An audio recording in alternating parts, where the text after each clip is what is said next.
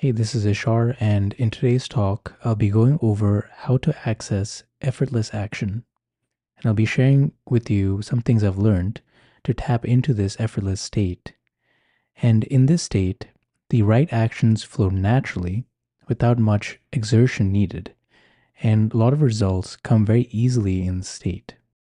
And I'm sure you can relate to moments in your life where you experience this sort of flow state in which things were very easy, and also the opposite of this, where you were exerting a lot of effort into something, trying really hard, but ended up not really producing much and also burning yourself out and getting less out of your output. So, how can we tap into this former state of being effortless? So, this topic is talked about quite a bit in both the Western world of self development and personal growth, and also in Eastern spirituality. In Daoism, for example, they talk about wu-wei, which is effortless action. But in this talk, I'll be going over three different perspectives in which you can understand how to access this. The first thing I'll be talking about is how to tap into higher energy states, which make it more accessible for this natural way of being to occur. Number two, I'll be talking about how to make things easy for yourself. And number three, how to notice your specific lane in life. And if you're in the wrong lane in life, you may be climbing an unnecessary uphill battle. So let's start off with the first perspective on learning about energy and how we can access higher energy states. Now, there are many different models of understanding this.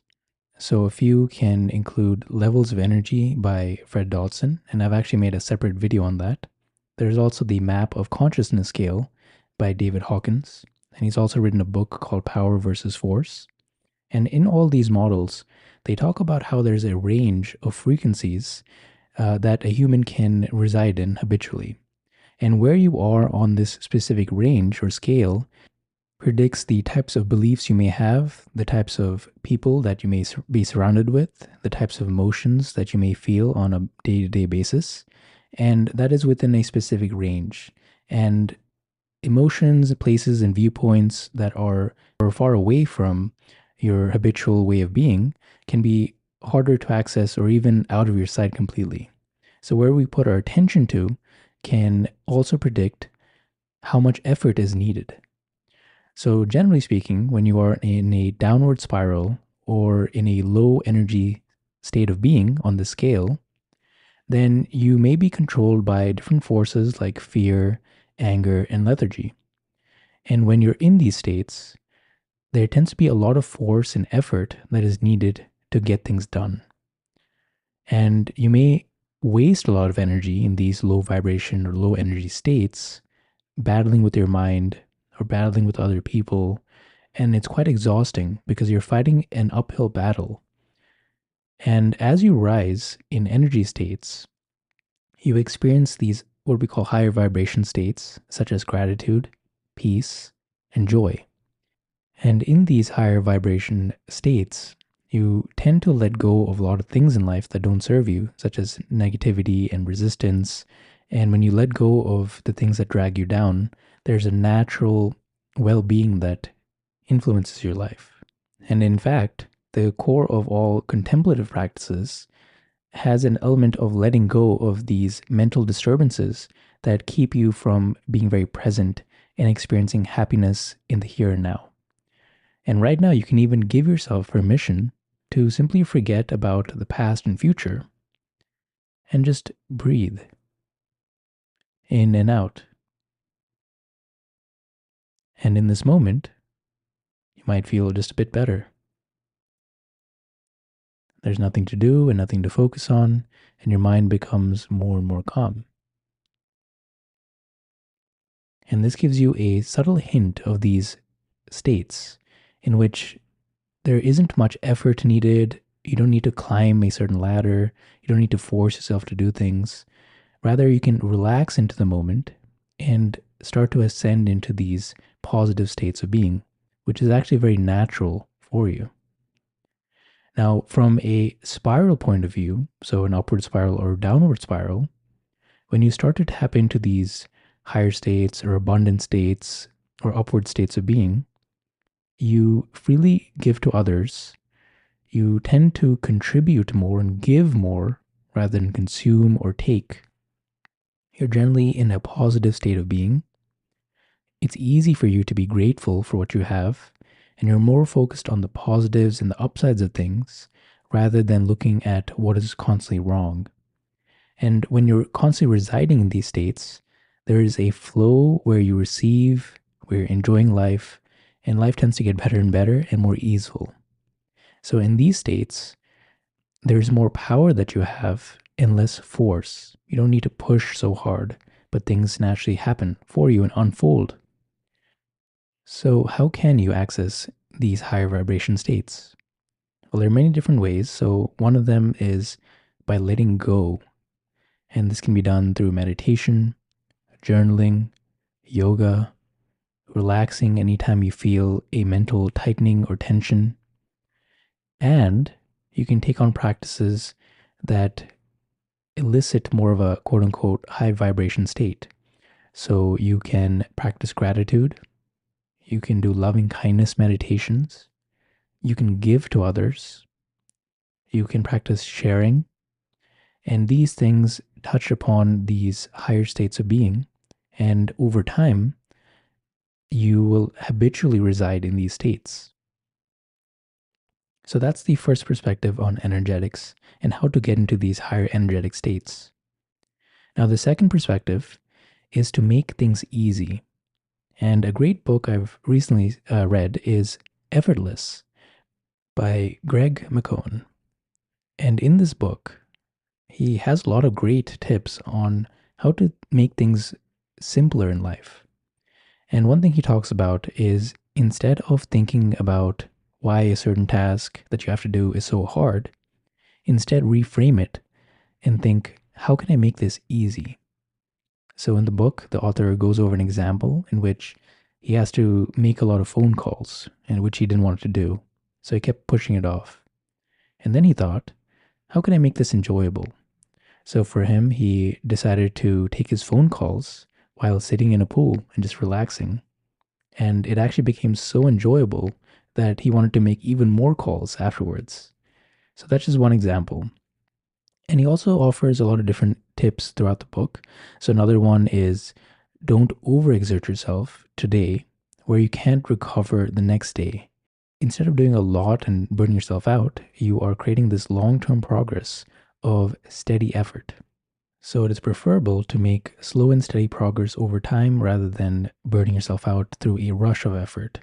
Another great tip he talks about in the book is that not everything needs the extra mile.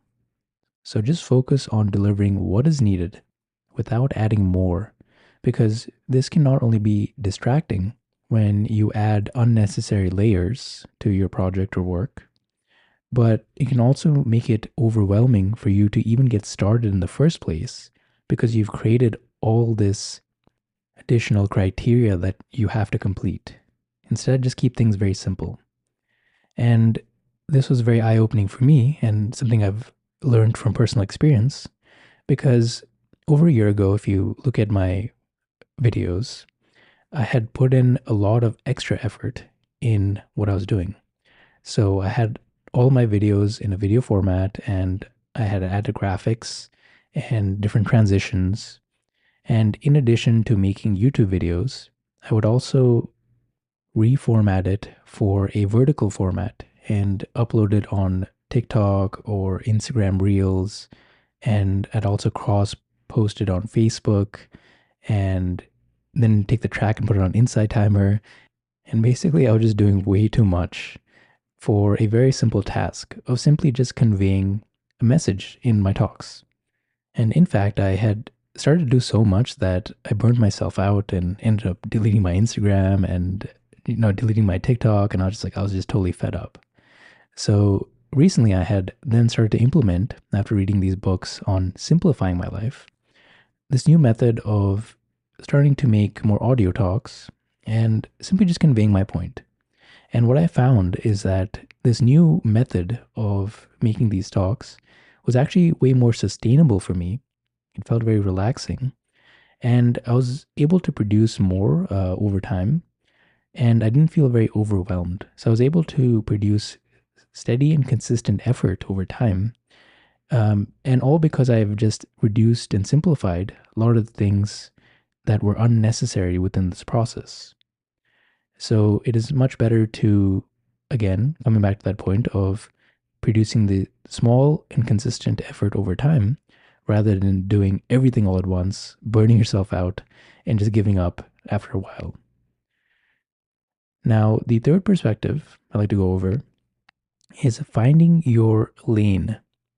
So, one thing I'd ask you is that if you're constantly struggling at something, are you simply doing something that isn't right for you? So, we all have different strengths, aptitudes, areas of interest, unique advantages. And there are some things in life that tend to be more aligned with the combination of these things than others. And of course, you can grow from things that are very hard for you. And in fact, that can give you leverage to push ahead compared to other people. But you may find that if you're doing something that you're not very interested in or just don't really see a payoff, then you'll tend to be climbing an uphill battle and you'll tend to struggle a lot. And you could instead find different lanes that are more suited to you and you can still grow because you can still grow in any single field. But there are certain paths that require less of this resistance where things just feel, very unnatural for you. So this is something I've observed in my life where I put my attention to a lane that wasn't right for me, it was always like climbing an uphill battle. Whereas where I was doing something that was aligned to my natural strengths, aptitudes, and interests, things tend to go easy. And obviously there is still challenges and everything, but it's a different kind of challenge that doesn't have the tightening and uphill battle component to it. So, for example, if you notice my personality, you may notice that I like to relax a lot. I have an interest in helping and guiding others. I'm almost never in a rush to do anything. My mind is always thinking about different new ideas. And I'm also not very crazy ambitious or anything like that. So, with these traits I've just mentioned, there are many different places and jobs and careers, for example, where it always felt like an uphill battle for me. So, for example, anytime I was in a fast moving restaurant job, for example, like being a bartender or bar back or server, I did awful at these jobs.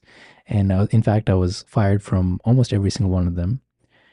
And likewise, in any competitive, heavy metrics oriented corporate sales jobs, I just did awful in these kind of positions also. While everyone was totally jazzed about, crushing their metrics and really pushing ahead and getting all energized, I'm just like, meh, I don't really care.